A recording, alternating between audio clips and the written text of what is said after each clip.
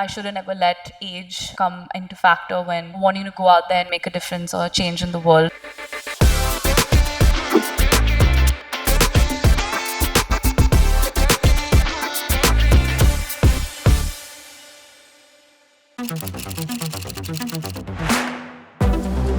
You're a student, you're an entrepreneur, you're a philanthropist. You come from a family which obviously puts you on a great sort of a social pedestal as well. So today, as a individual and being as young as you are, how are you trying to manage all of this together and making sure that you balance your life as an entrepreneur, able to contribute to all these areas, and yet you're able to sort of do justice to all the things that you're doing? I'm not sure how to answer that question because I think I'm still trying to navigate that myself. Very glad to kind of play a small role in that journey too, but I think each and every one of those roles gives me a lot of pleasure and I'm very grateful to play them. I'm not sure if I'm doing a good job at balancing them, but I do enjoy each and every single one of them to the fullest.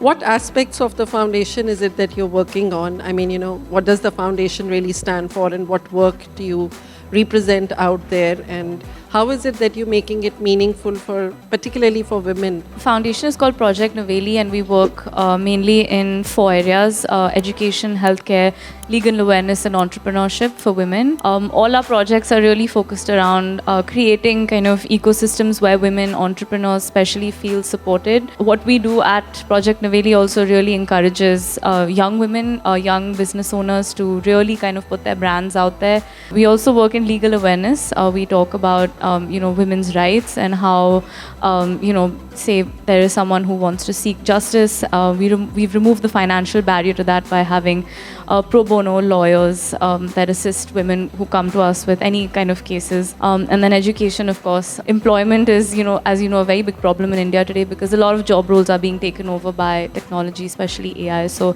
we focus a lot on how soft skills are becoming increasingly important in the workplace. What brought the podcast on, and how is it that you've sort of now, I think you've completed 2 seasons already, and how do you sort of make sure that every episode that you produce, you sort of make it as familiar as possible with people, you're not out of context with your discussions, and yet you're able to create fresh content all the time? The podcast has been quite an exciting journey because I got to do it with my mom and my grandmom, and that really, we kind of came up with the idea during lockdown where we really got to spend a lot of time with each other and had a lot of conversations that I might have never had with them before because we got that time together.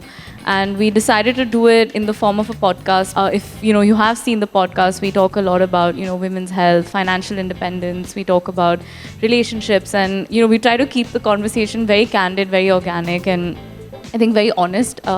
It was also interesting for me to see that even though we are from 3 different generations, we do kind of have similar opinions on a lot of topics, and I think that was the biggest learning for me, that though I like to think I'm very different from my mom or my grandmom, we're actually very similar in our views. I think what I have seen, I've really enjoyed, and because we Indian households are not very different from each other, so the conversations pretty much are the same. So I think, and that familiarity is something you enjoy when you watch a podcast like yours. So congratulations on that. What is it that you want to see changing in your current business, and what more do you want to add? I think something that we've really been trying to work on is sustainability. I think that's a concept that we're becoming familiar with across different industries. I think more so agriculture plays a very strong role in that. I think looking at how we as an agri-machinery company can encourage sustainable farming, can look at putting out a line of products that lower emissions. I think everything that is very aligned with what the government is also trying to do when it comes to tackling climate change. So I think as an organization that is been constantly innovating and disrupting the market with its products, we're also trying to think of looking at our next 5 to 10 years in a similar way, which is how do you of course make the life of our farmers easier. How are you bringing the digital side or making it more important within the organization?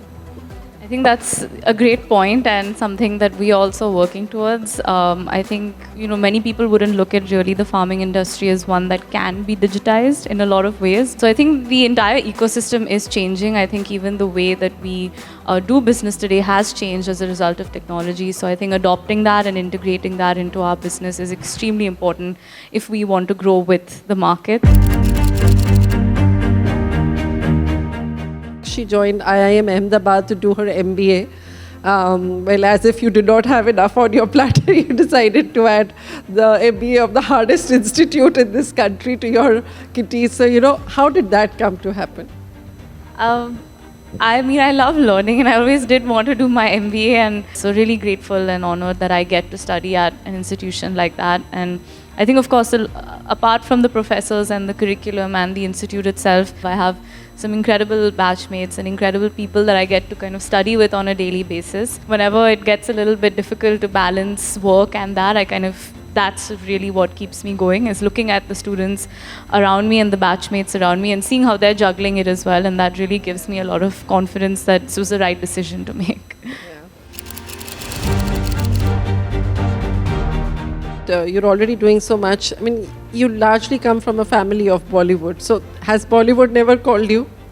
No, actually, and a lot of people ask me that, this is a very kind of unexpected path, but then, I do kind of remind them that though one side, of course, is from the entertainment side, the other side has always been in business. My father's side of the family, I'm the fourth generation of my father's side to be involved in the business. So that side of the family was always, entrepreneurship, industrialist. That was something that I really grew up kind of watching, because I grew up in Delhi. We've always loved and grown up seeing Mr. Amitabh Bachchan's movies. So, what is it that you've learned from his journey? I mean, it would be hard to kind of put that into a sentence, because there's I'm so sure much not. that I regularly learn. I think he's busier than anyone else I know, and at his age, I think that's incredible. I think that is really the most inspiring thing. Like, you could come back from a really hard day of work and have accomplished anything, and then see him still at it and be the last person to come home out of all of us. And I think that is really the most inspiring part of it. And I think it pushes us to do more and to be better. And I think the emphasis on family, and I think the emphasis on tradition and culture, and I think that we all try to do that proud in whatever way we can. No, I think that's really incredible. And, I get most inspired seeing him do so much hard work and so many things at his age, and, do them all with so much excitement and passion. I think that's really amazing.